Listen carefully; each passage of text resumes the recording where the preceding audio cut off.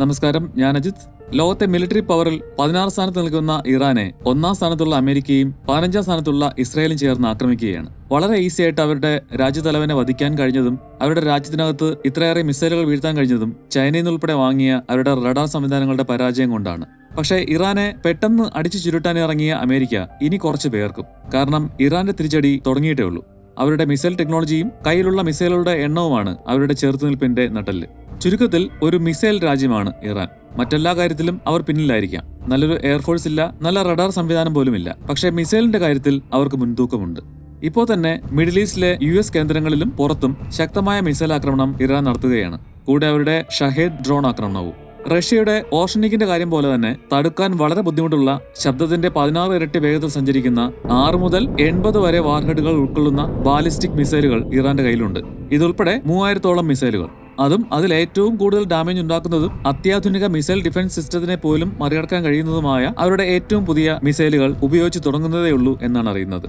അപ്പോൾ അമേരിക്ക ഭയക്കുന്ന ഇറാന്റെ ആ മിസൈലുകളെ കുറിച്ചുള്ള അവയുടെ കപ്പാസിറ്റിയെ കുറിച്ചുള്ള ഒരു പഠനമാണ് ഈ വീഡിയോ.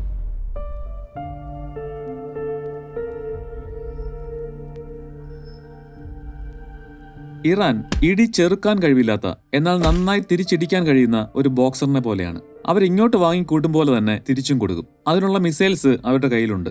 2022-24 കാലഘട്ടത്തിൽ 3000-ലധികം ബാലിസ്റ്റിക് മിസൈലുകൾ ഇറാന്റെ കൈവശമുണ്ടെന്നാണ് US സെൻട്രൽ കമാൻഡിന്റെ കണക്കുകൂട്ടൽ. 2024-25 കാലഘട്ടത്തിലെ ഇറാൻ-ഇസ്രായേൽ യുദ്ധത്തിൽ 900-ഓളം മിസൈലുകൾ ഇറാൻ ഉപയോഗിച്ചു എന്നാണ് കണക്ക്. പിന്നെ ഇറാന്റെ അണ്ടർഗ്രൗണ്ട് മിസൈൽ ഫെസിലിറ്റിയിലേക്കുള്ള ഇസ്രായേലിന്റെ ആക്രമണത്തിൽ ഒരു 600-ഓളം എണ്ണം നശിപ്പിക്കപ്പെട്ടു എന്നും കരുതുന്നു. അങ്ങനെ ഇറാന്റെ മിസൈൽ സ്റ്റോക്ക് 1500-ലേക്ക് കുറഞ്ഞു എന്നാണ് കണക്ക്. പക്ഷേ ആക്രമണത്തിൽ ചെറിയ കേടുപറ്റിയതിനെയൊക്കെ റെഡിയാക്കി എടുത്തതും പുതിയത് നിർമ്മിച്ചതൊക്കെ ചേർത്ത് ഇപ്പോഴത്തെ വാർ തുടങ്ങുന്ന സമയത്ത് 2000-ഓളം മിസൈലിന്റെ സ്റ്റോക്ക് ഉണ്ടാവും എന്ന് ഡിഫൻസ് എക്സ്പേർട്സ് പറയുന്നുണ്ട്. ഇറാന്റെ മിസൈലുകളെ കുറിച്ച് മനസ്സിലാക്കും മുമ്പ് മിസൈൽ ടൈപ്പുകളെ കുറിച്ച് ജനറലായിട്ടൊരു അറിവ് നമുക്കുണ്ടാവണം.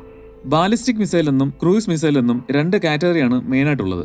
പിന്നെ അത് എവിടെ നിന്ന് എങ്ങോട്ടാണ് അയക്കുന്നത് എന്നതിന്റെ അടിസ്ഥാനത്തിൽ സബ് കാറ്റഗറി ഉണ്ട്. ഉദാഹരണത്തിന് പേരുകൊണ്ട് മനസ്സിലാക്കാൻ കഴിയുന്ന surface to surface, surface to air, air to air, air to surface. പിന്നെ സബ്മറൈനിൽ നിന്ന് വിക്ഷേപിക്കുന്ന തരം. അങ്ങനെ വിക്ഷേപിക്കുന്ന സ്ഥലത്ത് നിന്ന് ഉപഗ്രഹങ്ങളെ വിക്ഷേപിക്കുന്ന റോക്കറ്റുകൾ പറന്നുയരും പോലെ, അല്ലെങ്കിൽ അല്പം ചരിഞ്ഞിട്ട് നേരെ ആകാശത്തേക്ക് ഉയർന്ന് ഭൂമിയുടെ അന്തരീക്ഷത്തിന് വെളിയിൽ കടന്ന ശേഷം തിരികെ ഭൂമിയിൽ അല്ലെങ്കിൽ കടലിലുള്ള ഒരു ടാർഗറ്റിലേക്ക് തിരികെ അതിന്റെ വെയിറ്റ് കൊണ്ട് വീഴുന്ന മിസൈൽ ടൈപ്പിനാണ് ബാലിസ്റ്റിക് മിസൈൽ എന്ന് പറയുന്നത്. ബാലിസ്റ്റിക് മിസൈൽ പൊതുവിൽ ഒരു വലിയ തിരിച്ചിട്ട യുവിന്റെ ഷേപ്പിലാണ് വിക്ഷേപിക്കുന്നിടത്ത് നിന്ന് ഭൂമിക്ക് പുറത്തു പോയി തിരികെ ഭൂമിയിൽ അല്ലെങ്കിൽ ടാർഗറ്റിൽ എത്തുന്നത്. ഒരു ബോൾ മുകളിലേക്ക് എറിഞ്ഞാൽ അത് പോയി തിരികെ വരുന്നത് ഈ രീതിയിലാണ്. ഇത്തരത്തിൽ വിടുന്ന മിസൈലുകളെയാണ് ബാലിസ്റ്റിക് മിസൈൽ എന്ന് പറയുന്നത്. റോക്കറ്റ് എഞ്ചിൻസ് ആണ് ഉപയോഗിക്കുന്നത്. പൊതുവിൽ സ്പീഡും ഇതിന് വളരെ കൂടുതലാണ്. പക്ഷെ ക്രൂസ് മിസൈൽസ് നല്ല വേഗതയുള്ള ഒരു ചെറു വിമാനം പോലെയാണ്. ടാർഗറ്റിലേക്ക് വിമാനം പോലെ പറന്നെത്തുന്നത്. ജെറ്റ് എഞ്ചിനുള്ള മിസൈലായിരിക്കും അത്. ഭൂമിയോട് ചേർന്ന് പറക്കാൻ കഴിവുള്ള ക്രൂസ് മിസൈലുകളെ റഡാറുകളിൽ പെട്ടെന്ന് കിട്ടില്ല എന്നതുകൊണ്ട് ഒളിച്ച് ടാർഗറ്റിലേക്ക് എത്താൻ കഴിയുന്ന ടൈപ്പാണിത്. ബാലിസ്റ്റിക് മിസൈലുകളെ അതിനെത്താൻ കഴിയുന്ന ദൂരത്തിന്റെ അടിസ്ഥാനത്തിൽ short, medium, intermediate range, Inter continental അഥവാ ഭൂഖണ്ഡാന്തര മിസൈലുകൾ എന്നിങ്ങനെ 4ആയിട്ട് വേർതിരിച്ചിട്ടുണ്ട്. 300 മുതൽ 1000 കിലോമീറ്റർ വരെ ദൂരം എത്തുന്ന ബാലിസ്റ്റിക് മിസൈലിനാണ് ഷോർട്ട് റേഞ്ച് ബാലിസ്റ്റിക് മിസൈൽ എന്ന് പറയുന്നത്. 1000 മുതൽ 3500 കിലോമീറ്റർ വരെ ദൂരം റേഞ്ച് ഉള്ളതിന് മീഡിയം റേഞ്ച് എന്നും, 3500-നും 5500-നും ഇടയിലെത്തുന്നതിന് ഇന്റർമീഡിയറ്റ് റേഞ്ച് എന്നും, 5500 കിലോമീറ്ററിൽ കൂടുതൽ ദൂരം എത്താൻ കഴിയുന്ന ബാലിസ്റ്റിക് മിസൈലിന് ഇന്റർ കോണ്ടിനെന്റൽ എന്നും പറയും. മീഡിയം റേഞ്ച് ബാലിസ്റ്റിക് മിസൈലുകളാണ് ഇറാന്റെ പ്രധാന ആയുധശേഖരം.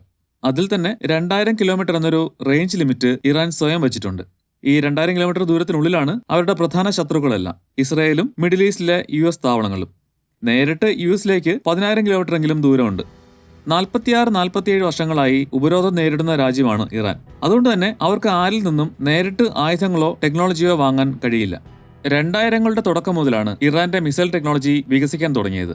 ആദ്യകാലത്ത് റഷ്യയുടെയും നോർത്ത് കൊറിയയുടെയും മിസൈലുകളെ റിവേഴ്സ് എഞ്ചിനീയർ ചെയ്താണ് അവർ മിസൈലുകൾ ഉണ്ടാക്കിയിരുന്നത്. ഇപ്പോൾ റഷ്യക്ക് മിസൈൽ വിൽക്കുന്ന അവസ്ഥയിലേക്ക് എത്തിയിട്ടുണ്ട്. ഇനി ഇറാന്റെ ഏറ്റവും പ്രധാനപ്പെട്ട മിസൈലുകൾ നോക്കാം. പഴയതിൽ നിന്ന് പുതിയതിലേക്ക് വരാം. അതും പ്രാധാന്യമുള്ള ഇപ്പോഴും ഉപയോഗിക്കുന്ന മിസൈലുകൾ മാത്രം. ഇറാന്റെ ആധുനികമായ മിസൈൽ റേഞ്ചിന്റെ തുടക്കം ഫത്തേ 110-ൽ നിന്നായിരുന്നു. കോൺകറർ, പിടിച്ചടക്കിയവൻ, വിജയിച്ചവൻ എന്നൊക്കെയാണ് അർത്ഥം. 2002-ലാണ് ഡെവലപ്മെന്റ് പൂർത്തിയാവുന്നത്. 1990-കളിൽ സെൽസാൽ എന്ന നിയന്ത്രണമില്ലാത്ത ആർട്ടിലറി റോക്കറ്റിനെ കൃത്യതയുള്ള നിയന്ത്രിക്കാൻ കഴിയുന്ന മിസൈലാക്കി മാറ്റുക എന്ന ലക്ഷ്യത്തിൽ തുടങ്ങിയ പ്രോജക്റ്റാണ് ഫത്തേ 110-ലെത്തിയത്. സർക്കിൾ ഓഫ് എറർ പ്രോബബിൾ എന്നാണ് മിസൈലുകളുടെ ആക്യുറസിയെ പറയുന്നത്. അതായത് CP 100 മീറ്റർ എന്ന് പറഞ്ഞാൽ അത് ലക്ഷ്യം വെക്കുന്ന പോയിന്റിന്റെ 100 മീറ്റർ ചുറ്റളവിൽ എവിടെയെങ്കിലും വീഴാം എന്നാണ്. ഏതാണ്ട് 200 കിലോമീറ്റർ റേഞ്ചുള്ള സെൽസാലിന്റെ CP 1 കിലോമീറ്റർ ആയിരുന്നു. സോളിഡ് ഫ്യൂൽ യൂസ് ചെയ്യുന്ന റോക്കറ്റ് എഞ്ചിൻ പ്രൊഡ്യൂസ് ചെയ്യാനായിട്ട് താരതമ്യേന ചെലവ് കുറവായതുകൊണ്ട് തന്നെ പിന്നീട് ഇറാൻ ഏറ്റവും കൂടുതൽ ഉപയോഗിച്ച മിസൈൽ ഫത്തേയും അതിന്റെ പുതിയ വെർഷൻസുമാണ്. സോളിഡ് ഫ്യൂലും ലിക്വിഡ് ഫ്യൂലും റോക്കറ്റ് എഞ്ചിനുകൾ എങ്ങനെയാണ് വർക്ക് ചെയ്യുന്നത് എന്നറിയാത്തവർ ഈ വീഡിയോ കണ്ടാൽ മതി. ലിങ്ക് ഡിസ്ക്രിപ്ഷനിലുണ്ടാവും. ഫത്തേ 110ന്റെ ആദ്യ മോഡലിന് 200 കിലോമീറ്റർ മാത്രമേ റേഞ്ച് ഉണ്ടായിരുന്നുള്ളൂ. ശരിക്കും ഷോർട്ട് റേഞ്ച് ബാലിസ്റ്റിക് മിസൈലിന്റെ പരിധിക്ക് പുറത്തായിരുന്നു. പക്ഷേ 650 കിലോഗ്രാം ഭാരമുള്ള വാർഹെഡ് ആയിരുന്നു. വാർഹെഡ് എന്ന് പറയുന്നതാണ് വന്ന് വീഴുമ്പോൾ പൊട്ടിത്തെറിക്കാനുള്ള എന്ത് തരത്തിലുള്ള വെടിമരുന്നാണെങ്കിലും അതിരിക്കുന്ന ഭാഗം. ശരിക്കും ഈ പൊട്ടിത്തെറിക്കാനുള്ള വാർഹെഡിനെ ട്രാൻസ്പോർട്ട് ചെയ്ത് നിർദ്ദിഷ്ട സ്ഥലത്ത്, അതായത് ടാർഗറ്റിൽ എത്തിക്കുക എന്നതാണ് റോക്കറ്റ് എഞ്ചിനും ഫ്യൂൽ ടാങ്ക് ഉൾപ്പെടുന്ന മിസൈൽ ബോഡിയുടെ ജോലി. 8.9 മീറ്റർ നീളവും 60 സെന്റിമീറ്റർ വീതിയും 3.5 ടൺ ഭാരവും ഉണ്ട് ഫത്തേ 110ന്. ശബ്ദത്തിന്റെ 3.5 ഇരട്ടി വരെ വേഗതയുണ്ട്. പക്ഷേ ആക്യുറസി വളരെ കുറവായിരുന്നു എന്നതാണ് ആദ്യകാല ഫത്തേ 110ന്റെ പോരായ്മ. പഴയ ആർട്ടിലറി റോക്കറ്റിന്റെ 1 കിലോമീറ്റർ CEPയിൽ നിന്ന് 500-600 മീറ്ററായി കുറഞ്ഞു എന്ന് മാത്രം. ഇറാന്റെ ആദ്യത്തെ റേഞ്ച് കൂടിയ മിസൈലായിരുന്നു ഷഹാബ് 3, ആദ്യത്തെ മീഡിയം റേഞ്ച് ബാലിസ്റ്റിക് മിസൈൽ. 1000 മുതൽ 1300 കിലോമീറ്റർ വരെയായിരുന്നു റേഞ്ച്. ആദ്യമായി ഇസ്രായേൽ വരെ എത്താൻ കഴിയുന്ന ഒരു മിസൈൽ ഇറാൻ നിർമ്മിച്ചു എന്നതാണ് ഷഹാബ് 3യുടെ പ്രാധാന്യം. 1998 ആദ്യമായി പുറം ലോകത്തെ കാണിച്ച മിസൈൽ 2003 ഡിഫൻസിന്റെ ഭാഗമായി. ഉൽക്ക എന്നാണ് ഷഹാബ് എന്ന പേർഷ്യൻ വാക്കിന്റെ അർത്ഥം. ലിക്വിഡ് ഫ്യൂൽ എഞ്ചിനുള്ള മിസൈൽ ശരിക്കും നോർത്ത് കൊറിയൻ മിസൈലായ നോഡോങ് 1ന്റെ കോപ്പിയായിരുന്നു. നോഡോങ് 1 ആണെങ്കിൽ റഷ്യൻ സ്കഡ് മിസൈൽ ടെക്നോളജിയിൽ നിന്ന് നോർത്ത് കൊറിയ വികസിപ്പിച്ചെടുത്തത്. അതായത് റഷ്യയിൽ നിന്ന് നോർത്ത് കൊറിയ വഴിയാണ് ഇറാനിലേക്ക് മിസൈൽ ടെക്നോളജിയുടെ വരവ്. 760 മുതൽ 1000 കിലോഗ്രാം വരെ ഭാരമുള്ള വാർഹെഡാണ്. 17 മീറ്റർ വരെ ഉയരവും 1.3 മീറ്റർ കനവുമുള്ള ഷഹാബ് 3ക്ക് 16 മുതൽ 17 ടൺ വരെ ഭാരമുണ്ട്. കോണിക്കൽ ഷേപ്പിലുള്ള റീ എൻട്രി വെഹിക്കിളിലാണ് വാർഹെഡ് തിരികെ ടാർഗറ്റിലേക്ക് വീഴുന്നത്. അതിന് സൗണ്ടിന്റെ 7 ഇരട്ടി വേഗത്തിലെത്താൻ കഴിയും. പക്ഷേ ഇറാന്റെ ആദ്യകാല മിസൈൽ ആയതുകൊണ്ട് തന്നെ CP 2.5 കിലോമീറ്റർ ആയിരുന്നു. അതായത് ഒരു സിറ്റിയിലേക്ക് അയക്കാം എന്നല്ലാതെ അവിടുത്തെ ഒരു കൃത്യം സ്ഥലം അല്ലെങ്കിൽ ബിൽഡിംഗ് ടാർഗറ്റ് ചെയ്യാൻ കഴിയില്ല. ഇന്നും ഉപയോഗത്തിലുണ്ടെന്ന് കരുതുന്ന ഷഹാബ് 3ക്ക് പിന്നീട് പല മോഡിഫിക്കേഷൻസും നടത്തി ബെറ്റർ നാവിഗേഷൻ ടെക്നോളജിയും കൊടുത്ത് ആക്യുറസി കൂട്ടിയിട്ടുണ്ട്. ഷഹാബ് 3യുടെ പോരായ്മകൾ പരിഹരിക്കാനുള്ള ഇറാനിയൻ എഞ്ചിനീയേഴ്സിന്റെ ശ്രമത്തിന്റെ ഫലമായിട്ട് 2005 ഉണ്ടായതാണ് ഗാദർ മിസൈൽ. ഭാരം കുറഞ്ഞ അലുമിനിയം അലോയ് ഉപയോഗിച്ചിട്ടുള്ള നിർമ്മാണത്തിലൂടെ ഭാരം കുറച്ച് അത്രയും കൂടുതൽ ഫ്യൂൽ കയറ്റി റേഞ്ച് 1000-1300 നിന്ന് 1600-2000 കിലോമീറ്റർ വരെയായി വർദ്ധിപ്പിച്ചു. റീ എൻട്രി വെഹിക്കിളിന്റെ ഡിസൈൻ മാറ്റി കുറച്ചുകൂടി എയറോഡൈനമിക് ആക്കിയതിലൂടെ അത് തിരിച്ച് ഭൂമിയുടെ അന്തരീക്ഷത്തിൽ കയറുമ്പോൾ കൂടുതൽ സ്റ്റേബിൾ ആവുകയും കൃത്യത കൈവരുകയും ചെയ്തു. CP വെറും 50 മീറ്റർ വരെയായി എന്ന് പറയുന്നു. ഒപ്പം വേഗതയും കൂടി 8 മാക് സ്പീഡ് വരെയായി. 2008 ഇൻട്രൊഡ്യൂസ് ചെയ്ത സെജിൽ ആണ് ഇറാന്റെ മിസൈൽ ടെക്നോളജിയുടെ കുതിച്ചുചാട്ടമായി കാണുന്ന മിസൈൽ. ഇതിനു മുമ്പുള്ള ഷഹാബ് 3യും ഗാദറും ലിക്വിഡ് ഫ്യൂൽ എഞ്ചിൻ ആയിരുന്നെങ്കിൽ സെജില് 2 സ്റ്റേജുള്ള സോളിഡ് ഫ്യൂൽ റോക്കറ്റ് എഞ്ചിനാണ്. സോളിഡ് ഫ്യൂൽ അതിന്റെ രീതി കൊണ്ട് തന്നെ റോക്കറ്റിൽ നിറച്ച് വളരെ നാള് വച്ചിരിക്കാൻ കഴിയും. തനിയെ പൊട്ടിത്തെറിക്കുമെന്നോ ഉപയോഗശൂന്യമായി പോകുമെന്നോ ഉള്ള പ്രശ്നമില്ലാതെ. അതുകൊണ്ട് ഈ ടൈപ്പ് മിസൈലുകൾ വളരെ പെട്ടെന്ന് ഫയറിംഗ് സ്ഥലത്തെത്തിച്ച് വിക്ഷേപിക്കാൻ കഴിയും. പക്ഷേ ലിക്വിഡ് ഫ്യൂൽ റോക്കറ്റുകൾ അങ്ങനെയല്ല. വിക്ഷേപിക്കുന്നതിന് തൊട്ടു മുമ്പ് മാത്രമേ അതിന്റെ ടാങ്കിൽ ഫ്യൂൽ നിറയ്ക്കുകയുള്ളൂ. ഫ്യൂൽ നിറച്ചു വെച്ചിരുന്നാൽ ആ ഫ്യൂലിന്റെ ക്വാളിറ്റി കുറഞ്ഞ് ഇഫക്റ്റീവ് അല്ലാതാവുന്നത് മുതൽ ടാങ്ക് തന്നെ കേടാക്കുന്നതും തുടങ്ങി ഒത്തിരി പ്രശ്നങ്ങളുണ്ട്. പക്ഷേ ഈ ഫ്യൂലിംഗ് പ്രോസസ്സിന് മണിക്കൂറുകൾ വേണം എന്നതൊരു പ്രശ്നമാണ്. ആ സമയം അത്രയും അതിനെ പുറത്ത് നിർത്തിയിരിക്കണം എന്നതിനാൽ ശത്രു വിമാനത്തിന്റെ റഡാർ കണ്ണിൽ പെടാൻ സാധ്യത ഏറെയാണ്. അതിനാൽ എപ്പോഴും റെഡിയായിട്ടുള്ള മിനിറ്റുകൾക്കുള്ളിൽ വിക്ഷേപിക്കാൻ കഴിയുന്ന ഫ്യൂൽ സിസ്റ്റം സോളിഡ് ഫ്യൂലാണ്. അതുപോലെ ഇറാന്റെ ഉൾനാടുകളിലെ റോഡൊന്നും ഇല്ലാത്ത ഭാഗത്തുകൂടി ദൂരസ്ഥലങ്ങളിലേക്ക് മിസൈലിനെ എത്തിക്കാനും സോളിഡ് ഫ്യൂൽ ആയതിനാൽ ഈസി ആയിട്ട് കഴിയും. ലിക്വിഡ് ഫ്യൂൽ നിറച്ച റോക്കറ്റ് അങ്ങനെ കൊണ്ടുപോകുന്നത് റിസ്ക് ആണ്. ക്വിക്കായിട്ടുള്ള ലോഞ്ചിനൊപ്പം പ്രധാനം സെജിലിന്റെ സ്പീഡാണ്. ശബ്ദത്തിന്റെ 14 ഇരട്ടി വരെ വേഗത കൈവരിക്കാൻ കഴിയുന്ന സെജിലിന്റെ വാർഹെഡിനെ തടയുക ഏറ്റവും പുതിയ മിസൈലിന്റെ ഡിഫൻസ് സിസ്റ്റത്തിന് പോലും ദുഷ്കരമാണ്. 700 kg ആണ് വാർഹെഡ്.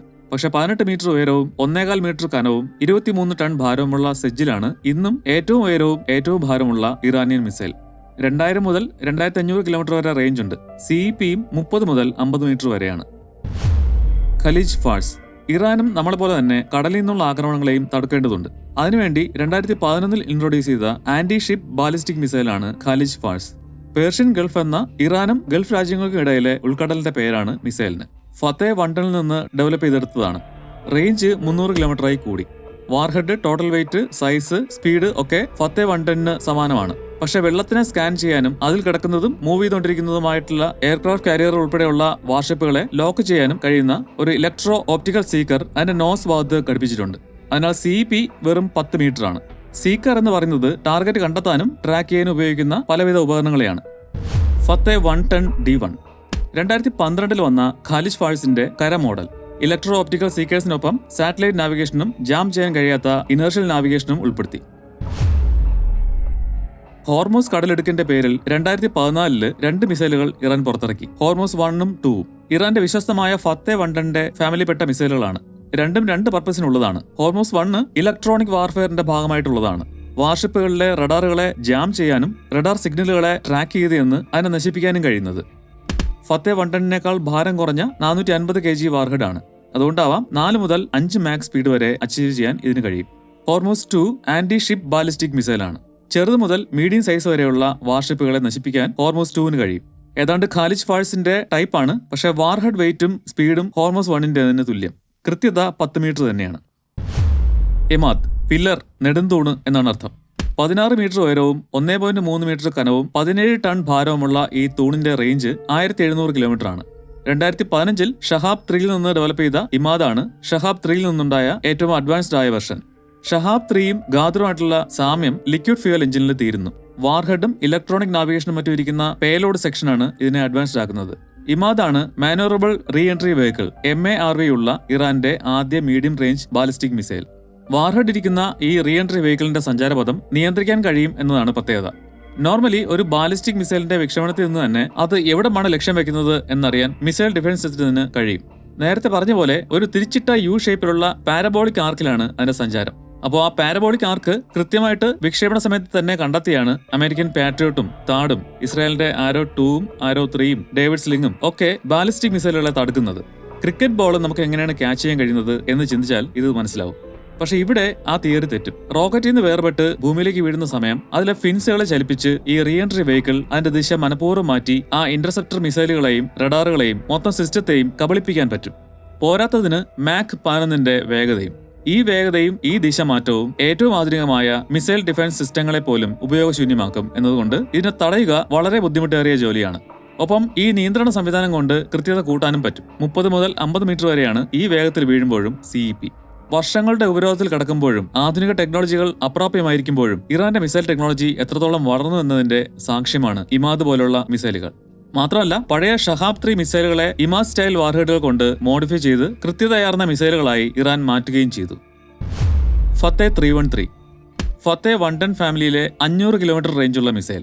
കാർബൺ ഫൈബർ പോലുള്ള മെറ്റീരിയലുകൾ കൂടുതൽ ഉപയോഗിച്ച് ബോഡി വെയിറ്റ് കുറച്ച് ഒപ്പം വാർഹെഡിന്റെ വെയിറ്റും കൂടി കുറച്ച് കൂടുതൽ ഫ്യൂൽ കയറ്റിയാണ് റേഞ്ച് കൂട്ടിയത്. 2020 ജനുവരിയിൽ ഇറാഖിലെ US-ന്റെ അൽ അസദ് എയർബേസിലെ എയർക്രാഫ്റ്റ് ഹാങ്ങറുകൾ കൃത്യതയോടെ തകർത്തത് ഫത്തേ 313യുടെ പ്രിസിഷൻ സ്ട്രൈക്ക് കപ്പാസിറ്റി പ്രൂവ് ചെയ്തിട്ടുണ്ട്. ഇറാന്റെ ആദ്യ ലോങ് റേഞ്ച് ക്രൂസ് മിസൈലാണ് സൗമർ. ഇറാഖി ബോർഡറിലെ സുമാർ എന്ന സിറ്റിയുടെ പേരിൽ നിന്നാണ് സൗമർ എന്ന പേര് വന്നത്. 2015 തന്നെയാണ് ഈ മിസൈലിന്റെയും വരവ്. 3 വ്യത്യസ്ത മിസൈലുകളാണ് ഈ വർഷത്തിൽ ഇറാൻ പുറത്തിറക്കിയത്. പക്ഷേ ഡിഫൻസ് എക്സ്പേർട്സ് പറയുന്നത് ഇത് സോവിയറ്റ് സമയത്തെ KH-55 എന്ന ക്രൂസ് മിസൈലിന്റെ റിവേഴ്സ് എഞ്ചിനീയർഡ് വെർഷൻ ആണെന്നാണ്. സോവിയറ്റ് യൂണിയൻ പിളർന്നപ്പോൾ ഉക്രൈന് കിട്ടിയ പങ്കിലുണ്ടായിരുന്ന ആണവ പോർമെന്നെ ഫിറ്റ് ചെയ്തിരുന്ന 3000 കിലോമീറ്റർ റേഞ്ചുള്ള എയർക്രാഫ്റ്റിൽ നിന്ന് ലോഞ്ച് ചെയ്യുന്ന ടൈപ്പ് ക്രൂസ് മിസൈലായിരുന്നു KH-55. പക്ഷെ പിന്നീട് ആ അറ്റോമിക് വാർഹെഡുകൾ റഷ്യക്ക് തിരികെ നൽകിയ ഉക്രൈൻ ഈ മിസൈലുകളിൽ 12 എണ്ണം 1990കളുടെ അവസാനവും 2000ത്തിന്റെ തുടക്കത്തിലുമായിട്ട് ചൈനയ്ക്കും ഇറാനുമായിട്ട് ഇല്ലീഗലായിട്ട് മറിച്ചു വിൽക്കുകയായിരുന്നു. അതാണ് കഥ. അങ്ങനെ കിട്ടിയ മിസൈലിനെ പൊളിച്ചു പഠിച്ചിട്ടാണ് ഇറാനും പ്രത്യേകിച്ച് ചൈനയും ക്രൂയിസ് മിസൈൽ ടെക്നോളജിയിൽ വളരെയധികം മുന്നോട്ട് പോയത്. ഒറിജിനൽ KH-55 ബോംബർ പ്ലെയിനുകളിൽ നിന്ന് വിക്ഷേപിക്കുന്ന ടൈപ്പ് ആയിരുന്നെങ്കിൽ അത്തരത്തിലൊരു പ്ലെയിൻ ഇല്ലാത്ത ഇറാൻ അതിനെ ഗ്രൗണ്ടിൽ നിന്ന് വിക്ഷേപിക്കുന്ന ടൈപ്പാക്കി. ഒരു സോളിഡ് ഫ്യൂൽ റോക്കറ്റിനെ ഇതിന്റെ പിന്നിൽ ഘടിപ്പിച്ച് അത് കത്തിച്ച് തറയിൽ ഉയർത്തി ആവശ്യത്തിനുള്ള സ്പീഡുമായ ശേഷം ആ ബൂസ്റ്റർ റോക്കറ്റ് ഇളകി വീഴും. ഉടനെ തന്നെ സൗമർ ക്രൂയിസ് മിസൈൽ സ്വന്തം ജെറ്റ് എഞ്ചിൻ പ്രവർത്തിപ്പിച്ച് ഒരു ആളില്ലാ വിമാനം പോകുന്ന പോലെ അത് ഭൂമിയോട് ചേർന്ന് ടാർഗറ്റിലേക്ക് കുതിക്കും. 900 കിലോമീറ്റർ വേഗതയിൽ. സൗണ്ടിനേക്കാൾ കുറഞ്ഞ വേഗത്തിലാണ്. പക്ഷെ ഒരു ഗുണം, റഡാർ കണ്ണുകളിൽ അടുത്തു വരുന്നവരെ ഇത് പെടില്ല എന്നതാണ്. ഒന്ന്, ഭൂമിയുടെ സ്വതവേയുള്ള ഉരുണ്ട രൂപം കാരണം താഴ്ന്നു പറക്കുന്ന ഇതിനെ റഡാർ സിഗ്നലിന് കാണാൻ കിട്ടില്ല. മറ്റൊന്ന്, മലകളുടെയൊക്കെ ഉയരത്തേക്കാൾ താണാണ് പറക്കുന്നത് എന്നതിനാൽ അത് മിസൈലിനെ മറയ്ക്കും. KH-55ന്റെ റേഞ്ച് ഇല്ല സൗമറിന്. 700 കിലോമീറ്ററൊക്കെയാണ് റേഞ്ച് കണക്കാക്കുന്നത്. 150നും 200 kgക്കും ഇടയിൽ ഭാരമുള്ള വാർഹെഡാണ്. 7 മീറ്റർ നീളവും 1/2 മീറ്റർ കനവുമുള്ള സൗമറിന് 1.2 ടണ്ണാണ് ഭാരം. ഫത്തേ 110ൽ നിന്ന് വികസിപ്പിച്ച അവസാനത്തെ അഡ്വാൻസ്ഡ് ഷോർട്ട് റേഞ്ച് ബാലിസ്റ്റിക് മിസൈലാണ് സോൾഫാഗർ. 2016ലാണ് മിലിറ്ററിയുടെ ഭാഗമായത്. 750 കിലോമീറ്റർ റേഞ്ചുണ്ട്, മാക് 7.5 സ്പീഡുമുണ്ട് എന്നത് പ്രത്യേകതകളാണ്. എങ്കിലും പ്രധാന പ്രത്യേകത മറ്റൊന്നാണ്. ഫത്തേ 110 ഫാമിലിയിലെ മറ്റ് റോക്കറ്റ്സ് എല്ലാം വിക്ഷേപിക്കുന്ന സമയത്തെ പോലെ ഒറ്റ യൂണിറ്റ് ആയിട്ട് തന്നെയാണ് ടാർഗറ്റിലേക്ക് എത്തുന്നതെങ്കിൽ സോൾഫാഖറിന്റെ വാർഹെഡ് വലിയ മിസൈലുകളെ പോലെ മെയിൻ റോക്കറ്റിൽ നിന്ന് വിട്ട് ആണ് ടാർഗറ്റിലേക്ക് വീഴുന്നത്. ഒപ്പം അതൊരു MARV കൂടിയാണെന്ന് മാത്രമല്ല, ഇറാന്റെ ആദ്യ ക്ലസ്റ്റർ വാർഹെഡ് മോഡലും കൂടിയാണ്. അതായത് ഒരു വാർഹെഡ് എന്ന് തോന്നുന്നതിനകത്ത് പല വാർഹെഡുകൾ ഉണ്ടാവും. ഒരു ഏരിയയിലുള്ള പല ടാർഗറ്റുകളിലേക്ക് അല്ലെങ്കിൽ പല ബിൽഡിങ്ങുകളിലേക്കോ ഒരു വലിയ ടാർഗറ്റിന്റെ പല ഭാഗങ്ങളിലേക്കോ ഒരേ സമയം ബോംബുകൾ പോലെ വീഴാൻ ഇതിന് കഴിയും. സ്പീഡും കൂടി ഉള്ളതിനാൽ പാട്രിയോട്ട്, ഡേവിഡ് സ്ലിംഗ് തുടങ്ങിയുള്ള മിസൈൽ ഡിഫൻസ് സിസ്റ്റംസിന് കാര്യങ്ങൾ കുറച്ചധികം തന്നെ കോംപ്ലിക്കേറ്റഡ് ആകും. 2017 നിർമ്മിച്ച വലിയൊരു MRBM ആണ് ഖൊറാംഷാർ.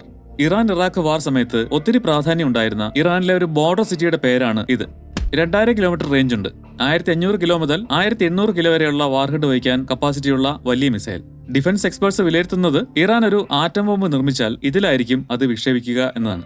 ഇതും ഒരു റിവേഴ്സ് എഞ്ചിനീയർഡ് മിസൈലാണ്. നോർത്ത് കൊറിയയുടെ ഹ്വാസോങ് 10 എന്ന മിസൈലിനെ ബേസ് ചെയ്താണ് ഖൊറാംഷാർ ചെയ്തിരിക്കുന്നത്.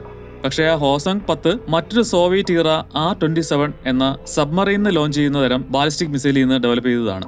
2005 സമയത്ത് ഇതിന്റെ ബേസ് ലൈൻ ടെക്നോളജി ഇറാന് കിട്ടിയെങ്കിലും അതിനെ ഡെവലപ്പ് ചെയ്ത് ഒരു സക്സസ്ഫുൾ മിസൈൽ ആക്കിയത് 2017 2000 കിലോമീറ്റർ അല്ല, വാർഹെഡിന്റെ വെയിറ്റ് കുറയ്ക്കുകയാണെങ്കിൽ 4000 കിലോമീറ്റർ വരെ പോകാൻ ഇതിന് കഴിയുമെന്ന് എക്സ്പേർട്സ് പറയുന്നുണ്ട്. ലിക്വിഡ് ഫ്യൂൽ എഞ്ചിനുള്ള റോക്കറ്റാണ്. 13 മീറ്റർ ഉയരം എന്ന് പറയുമ്പോൾ ഇമാദ് മിസൈലിനേക്കാൾ ഉയരം കുറവാണ്. പക്ഷേ അതിനേക്കാൾ കൂടുതൽ ഭാരം ഇതിനുണ്ട്, 20 ടൺ. മാത്രമല്ല ശബ്ദത്തിന്റെ 15 ഇരട്ടി വേഗതയും. കൃത്യത 30 മീറ്ററാണ്. 2022 ഇൻട്രൊഡ്യൂസ് ചെയ്ത ഇറാന്റെ ഏറ്റവും പുതിയ വളരെ അഡ്വാൻസ്ഡ് ആയ 3ാം തലമുറ മിസൈലാണ് ഖൈബർ ഷെയ്ക്കൻ. മദീനയ്ക്കടുത്തുള്ള ഒരു ഫോർട്ടാണ് ഖൈബർ. കോട്ട തകർക്കുന്നവൻ എന്ന അർത്ഥമുണ്ട് ആ പേരിന്. ഖൈബർ ഷെയ്ക്കൻ പൂർണ്ണമായിട്ടും ഇറാനിൽ തന്നെ ഡിസൈൻ ചെയ്ത് നിർമ്മിച്ചതാണ്. അതായത് ഒന്നിന്റെയും കോപ്പിയോ അതിന്റെ ഡെവലപ്മെന്റോ അല്ല ഈ മിസൈൽ. കഴിഞ്ഞ നാളുകളിൽ അവർ പഠിച്ച കാര്യങ്ങൾ അപ്ലൈ ചെയ്ത് നിർമ്മിച്ച മിസൈൽ. ഫത്തേ 110 ഫാമിലി പോലെ വളരെ എളുപ്പത്തിൽ എടുത്ത് ഉപയോഗിക്കാൻ പറ്റുന്ന സോളിഡ് ഫ്യൂൽ റോക്കറ്റ്. 1500 കിലോമീറ്റർ റേഞ്ചും 11.4 മീറ്റർ ഉയരവും 500 കിലോഗ്രാം ഭാരമുള്ള വാർഹെഡുമുള്ള 6.3 ടൺ മിസൈൽ. നിയന്ത്രിക്കാൻ കഴിയുന്ന കൺട്രോൾ ഫിൻസ് ഉള്ള MARV വാർഹെഡ്.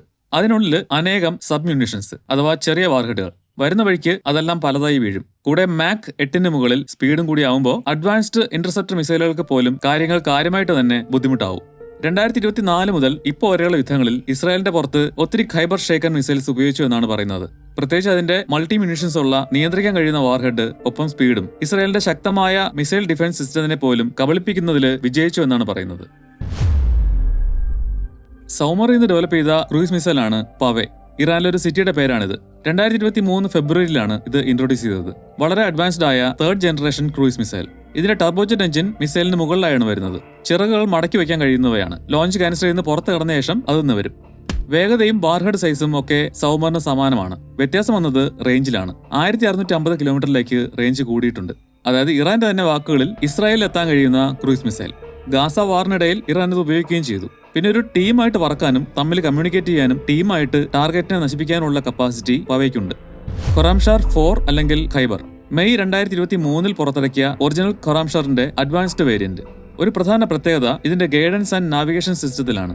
വാർഹെഡ് തിരികെ അന്തരീക്ഷത്തിൽ പ്രവേശിച്ചു കഴിഞ്ഞാലുടൻ അത് പുറത്തുനിന്നുള്ള സിഗ്നൽസ് സ്വീകരിക്കുന്ന അതിന്റെ ഇലക്ട്രോണിക് ഗൈഡൻസ് സിസ്റ്റം പൂർണ്ണമായിട്ടും ഓഫ് ചെയ്യും. വേണ്ട കറക്ഷൻസ് ഒക്കെ അതിന് മുമ്പ് തന്നെ ചെയ്യും. അതുകൊണ്ട് ജാമിംഗ്, സ്പൂഫിംഗ് പോലുള്ള എയർ ഡിഫൻസ് സിസ്റ്റത്തിന്റെ പരിപാടികളൊന്നും ഏൽക്കില്ല. മറ്റൊന്ന് ഇതിന്റെ വാർഹെഡിന്റെ പ്രത്യേകതയാണ്. 1800 കിലോ വരെ ഭാരമുള്ള വാർഹെഡാണ് ഇതിനും. അത് 80 വരെ ചെറിയ സബ് മ്യൂണിഷൻസ് ആണെന്നാണ് പറയുന്നത്. അതായത് 80ഓളം ചെറിയ ബോംബുകളായി ആ ഒരു വാർഹെഡ് മാറും അന്തരീക്ഷത്തിൽ വെച്ച്. അപ്പൊ മിസൈൽ ഡിഫൻസ് സിസ്റ്റം വളരെ ഉയരെ വെച്ച് ഇതിനെ നിർവീര്യമാക്കിയില്ലെങ്കിൽ പിന്നെ 80ഓളം മിസൈലുകളെ ഒന്നിച്ച് നേരിടുന്ന അവസ്ഥയാവും. ഇതിന്റെ എക്സ്ട്രീം സ്പീഡാണ് മറ്റൊന്ന്. കുതിച്ചുയരുന്ന ഫേസിൽ സൗണ്ടിന്റെ 16 ഇരട്ടി വേഗത്തിലെത്താനും തിരികെ വീഴുമ്പോൾ 8 ഇരട്ടി വേഗത്തിലെത്താനും ഇതിന് കഴിയും. അപ്പോൾ 2000 കിലോമീറ്റർ താണ്ടാൻ വെറും 10-12 മിനിറ്റ് മതി. ഇത്രയും സ്പീഡും ഭാരവും ഉണ്ടായിട്ടും വളരെ കൃത്യമായി ടാർഗറ്റിൽ ചെന്ന് വീഴാൻ അതിന് കഴിയും. CP 30 മീറ്റർ ആണ്. അതുപോലെ ഇത് ലിക്വിഡ് ഫ്യൂൽ എഞ്ചിൻ ആണെങ്കിലും നേരത്തെ പറഞ്ഞ പോലെയുള്ള പ്രശ്നങ്ങളില്ലാത്ത ഹൈപ്പർഗോളിക് ഫ്യൂൽ ആണ് ഇതിൽ ഉപയോഗിക്കുന്നത്. അതായത് റോക്കറ്റിൽ സോളിഡ് ഫ്യൂൽ പോലെ തന്നെ നേരത്തെ നിറച്ച് സൂക്ഷിക്കാം. അത് ഈ മിസൈലിന്റെ ഹാൻഡ്ലിംഗ് സോളിഡ് ഫ്യൂൽ റോക്കറ്റ് പോലെ തന്നെ ഈസിയാക്കും. 2023 ജൂണിൽ ഇറാൻ അവരുടെ ആദ്യ ഹൈപ്പർസോണിക് ബാലിസ്റ്റിക് മിസൈൽ കാറ്റഗറിയിലെ മിസൈൽ ലോഞ്ച് ചെയ്തു. ഫത്ത 1 വിജയം കൊണ്ടുവരുന്നവൻ എന്നാണ് അർത്ഥം. ഹൈപ്പർസോണിക് സ്പീഡ് എന്ന് പറയുന്നത് നോർമലി സൗണ്ടിന്റെ 5 ഇരട്ടിയിൽ കൂടുതൽ സ്പീഡിനെയാണ്. അതിന് മുകളിൽ പോകുന്ന ഒത്തിരി മിസൈലുകൾ ഇറാൻ ഉണ്ടെങ്കിലും തിരികെ ഭൂമിയിലേക്ക് വീഴുന്ന സമയം 13 മുതൽ 15 വരെ മാക്സ് സ്പീഡ് വളരെ കൂടുതൽ സമയം മെയിൻറ്റെയിൻ ചെയ്യാനും അതേസമയം ദിശ മാറ്റാനും കഴിവുണ്ട് എന്നതുകൊണ്ട് ഫത്ത 1 ഒഫീഷ്യലി ആ പട്ടം കിട്ടിയിരിക്കുന്നത്. സോളിഡ് ഫ്യൂൽ റോക്കറ്റ് ആണ്. സ്പേസിലെത്തിയിട്ട് തിരികെ വീഴുന്ന സമയം വാർഹെഡിലുള്ള ദിശ മാറ്റാൻ കഴിയുന്ന ഒരു ലിക്വിഡ് ഫ്യൂൽ റോക്കറ്റ് എഞ്ചിൻ പ്രവർത്തിച്ച് അതിന്റെ സഞ്ചാരപഥം തുടർച്ചയായിട്ട് മാറ്റിക്കൊണ്ടിരിക്കും. ഒപ്പം ശബ്ദത്തിന്റെ 13 മുതൽ 15 വരെ ഇരട്ടി സ്പീഡ് കൈവരിക്കുകയും ചെയ്യും. ഭൂമിയുടെ അന്തരീക്ഷത്തിലൂടെയുള്ള ഈ സ്പീഡ് നമ്മൾ ഒറേഷനിക്കിന്റെ കാര്യത്തിൽ കണ്ട പോലെ ഈ വാർഹെഡിനെ ചുട്ടുപഴുപ്പിച്ച് അതിനു ചുറ്റും ആ പ്ലാസ്മ ഷീത്ത് ഉണ്ടാക്കി റഡാർ കണ്ണുകളെ ഇരുട്ടിലാക്കും. ഏതാണ്ട് ഒറേഷനിക്ക് പോലെ അൺസ്റ്റോപ്പബിൾ മിസൈലാണ് ഇതും എന്നാണ് ഇറാൻ പറയുന്നത്. 12 മീറ്റർ ഉയരവും 80 സെന്റിമീറ്റർ കനവും 12 ടൺ ഭാരവുമുള്ള ഫത്ത 1-ന് 1400 കിലോമീറ്റർ ആണ് റേഞ്ച്. ചെറിയ വാർഹെഡാണ് പക്ഷേ വഹിക്കുന്നത് 450 കിലോഗ്രാമിന്റെ. ആക്യുറസി 20 മീറ്റർ ആണ്. ഹൈപ്പർസോണിക് ഗ്ലൈഡ് വെഹിക്കിൾ എന്ന കാറ്റഗറിയിലുള്ള മിസൈലാണ് ഫത്ത 2. ഫത്ത 1 ലോഞ്ച് ചെയ്ത് മാസങ്ങൾക്ക് ശേഷം 23 നവംബറിൽ ഈ മിസൈൽ ഇൻട്രോഡ്യൂസ് ചെയ്തു. ഇതിന്റെ പ്രത്യേകത ബാലിസ്റ്റിക് മിസൈൽ പോലെ എറിഞ്ഞ് തിരികെ വീഴുന്ന സിസ്റ്റവുമല്ല, ക്രൂസ് മിസൈലിന്റെ ജെറ്റ് എഞ്ചിൻ പവറിലുള്ള എയർക്രാഫ്റ്റ് ടൈപ്പ് യാത്രയുമല്ല. ഇതിന്റെ റോക്കറ്റ് എഞ്ചിൻ ഇതിനെ അന്തരീക്ഷത്തിന് പുറത്തെത്തിക്കുന്നതിന് പകരം അന്തരീക്ഷത്തിന്റെ അതിർത്തിയിൽ കൊണ്ടുപോയി ഭൂമിക്ക് പാരലായിട്ട് 13 മുതൽ 15 മാക്സ് സ്പീഡിൽ വിടും. പിന്നെ ഈ ഹൈപ്പർസോണിക് ഗ്ലൈഡ് വെഹിക്കിൾ പേര് പോലെ തന്നെ അതേ സ്പീഡ് മെയിൻറ്റെയിൻ ചെയ്ത് അതിന്റെ ഫിൻസ് ഉപയോഗിച്ച് ഗ്ലൈഡ് ചെയ്ത് ടാർഗറ്റിനടുത്തെത്തിയിട്ട് ഡയറക്ഷൻ മാറ്റി താഴേക്ക് ഡൈവ് ചെയ്ത് ടാർഗറ്റിൽ പതിക്കും. ഇതിനിടയിൽ ഈ ഗ്ലൈഡ് ചെയ്യുന്ന ഫേസിൽ 4 വശത്തേക്കും തുടർച്ചയായി പക്ഷേ ഒരേ പാറ്റേണിലല്ലാതെ ഡയറക്ഷൻ മാറ്റിക്കൊണ്ടിരിക്കും. അതിനാൽ ഇതിന്റെ യാത്രാപഥം പ്രവചിക്കാൻ കഴിയാത്തതിനാൽ മിസൈൽ ഡിഫൻസ് സിസ്റ്റംസ് ഫത്ത 2-ന്റെ മുന്നിൽ വെറും നോക്കുകുത്തിയാവും. പക്ഷേ ഈ മിസൈല് ഇതുവരെയും മിലിറ്ററിയുടെ ഭാഗമായിട്ടില്ല, അതായത് ഡെവലപ്മെന്റ് പൂർത്തിയായിട്ടില്ല എന്നർത്ഥം. ബാക്കി ഇതുവരെ പറഞ്ഞ മിസൈൽസ് എല്ലാം യുദ്ധത്തിൽ പങ്കെടുത്ത് ടെസ്റ്റ് ചെയ്യപ്പെട്ടവയാണ്. കുറച്ച് സമയം കൂടി ഇറാൻ കൊടുത്തിരുന്നെങ്കിൽ പിന്നെ മറ്റൊരു രാജ്യത്തിനും ഒരിക്കലും ഒരെണ്ണം പോലും തടഞ്ഞിടാൻ കഴിയാത്ത തരത്തിൽ അവരുടെ മിസൈൽ ടെക്നോളജി മാറിയാനെ. കൂടെ അവര് ആറ്റം ബോംബ് ഉണ്ടാക്കുന്നതിന്റെ അടുത്തെത്തിക്കഴിഞ്ഞു എന്നും പറയുന്നു. അതൊക്കെ ആയിരിക്കാം ഇപ്പോൾ തന്നെ ഇറാനെ ആക്രമിക്കാൻ കാരണം. എന്തായാലും ഇറാന്റെ ഒരു മിസൈൽ വീണു എന്നൊരു വാർത്ത കേൾക്കുമ്പോൾ, അതിന്റെ പേര് കേൾക്കുമ്പോൾ എന്താണത്, എത്രത്തോളമാണ് അതിന്റെ ശേഷി എന്നൊക്കെ നമുക്കിനി അറിയാമല്ലോ. യുദ്ധം വേഗം തീരട്ടെ എന്ന് ആഗ്രഹിക്കാം. അടുത്ത വീഡിയോയിൽ കാണാം.